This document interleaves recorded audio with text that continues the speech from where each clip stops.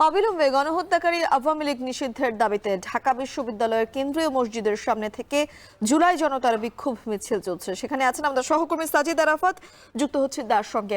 সাজিদ, বিক্ষোভ মিছিলটি কোথায় অবস্থান করছে এবং কি কি কর্মসূচি সেখান থেকে জানানো হয়েছে?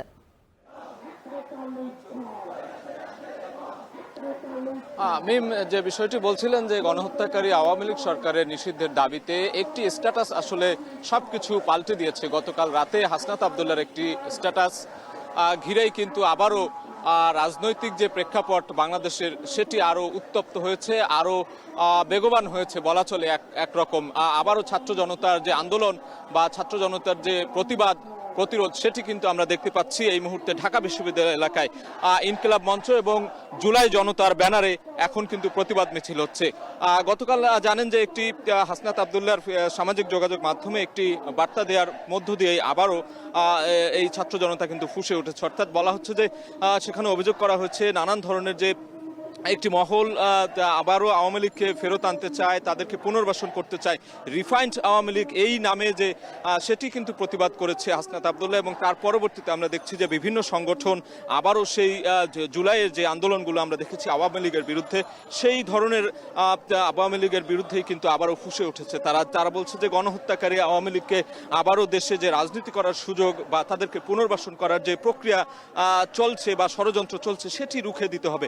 সেটি রুখে দেওয়ার আলোকেই কিন্তু আমরা দেখছি যে বাদ জুমা ঢাকা বিশ্ববিদ্যালয়ের যে কেন্দ্রীয় মসজিদ রয়েছে সেই মসজিদ থেকেই এই প্রতিবাদ মিছিলটি বের হয়েছে এবং সেটি হলপাড়া ঘুরে ঢাকা বিশ্ববিদ্যালয়ের বিভিন্ন রাস্তা প্রদক্ষিণ করে রাজু ভাস্কর্যে গিয়ে তারা জমায়েত হবে, সেখানে প্রতিবাদ সমাবেশ করবে, আমরা এমনটি জানতে পেরেছি। এই মুহূর্তে কলা ভবনের সামনে আমরা রয়েছি, সেই মূল রাস্তা দিয়ে কিন্তু এই ইনকিলাব মঞ্চের যে প্রতিবাদ মিছিল সেটি যাচ্ছে এবং তারা স্লোগানে মুখর এবং তারা তাদের দাবি যেটি জানাচ্ছে যে খুনি আওয়ামী লীগের বিচার না হলে বাংলাদেশ বাঁচবে না। তারা বলছে শহীদ যারা হয়েছে, যেই কয়েক হাজার শহীদের প্রাণের বিনিময়ে, রক্তের বিনিময়ে যে 24-এর যে আন্দোলন এবং পতিত আওয়ামী লীগ সরকারের যে দেশ থেকে পালিয়ে যাওয়া তাদের যে নেত্রী, তাদেরকে আবারও ফেরানোর যেই প্রক্রিয়া বা ষড়যন্ত্র সেটি যাতে কোনোভাবে সফল করতে দেওয়া হবে না, এমন প্রতিবাদী তারা করছেন। এবং তারা বলছেন যে খুনি আওয়ামী লীগের ঠিকানা এই বাংলায় হবে না, এমন স্লোগানও কিন্তু তারা দিচ্ছেন।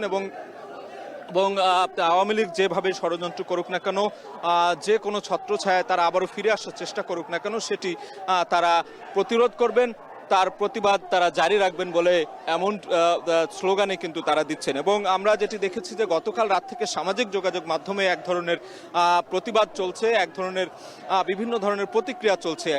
আপনি জানেন যে হাসনাত আবদুল্লাহ 11ই মার্চ 2025-এর একটি ঘটনাকে কেন্দ্র করে একটি লেখা দিয়েছেন, একটি স্ট্যাটাস দিয়েছেন। সেই স্ট্যাটাসকে কেন্দ্র করেই কিন্তু আবারও আমরা দেখছি যে ক্ষোভে উত্তাল ফুঁসে উঠেছে এক ধরনের। সবাই রাস্তায় স্লোগান মিছিল তো হচ্ছেই, আমরা সামাজিক যোগাযোগ মাধ্যমে কিন্তু এর প্রতিবাদ দেখছি।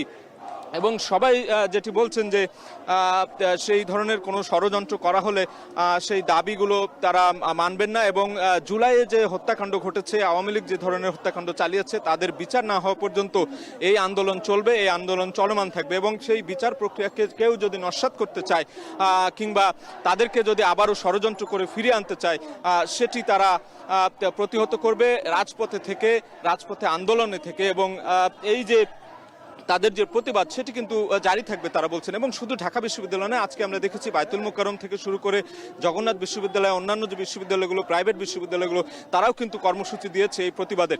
এবং সেই প্রতিবাদগুলো দিনব্যাপী বিভিন্ন জায়গায় হচ্ছে এবং হবে। আমরা দেখছি নামাজের পরপরই তারা এই প্রতিবাদ মিছিল বের করেছে ইনকিলাব মঞ্চ এবং জুলাই জনতার ব্যানারে। এখানে ছাত্র জনতার অসংখ্য মানুষ এখানে যোগ দিয়েছে। সেই মিছিলটি এই মুহূর্তে আমরা দেখছি যে টিএসসির দিকে যাচ্ছে এবং টিএসসির সামনে যে রাজু ভাস্কর্য রয়েছে সেখানেও আরও মানুষের জমায়েত দেখছি আমরা। তাদের সঙ্গে একসাথে যুক্ত হয়ে তারা কিন্তু এই আন্দোলন এবং এখানে একটি প্রতিবাদ সমাবেশ করবে।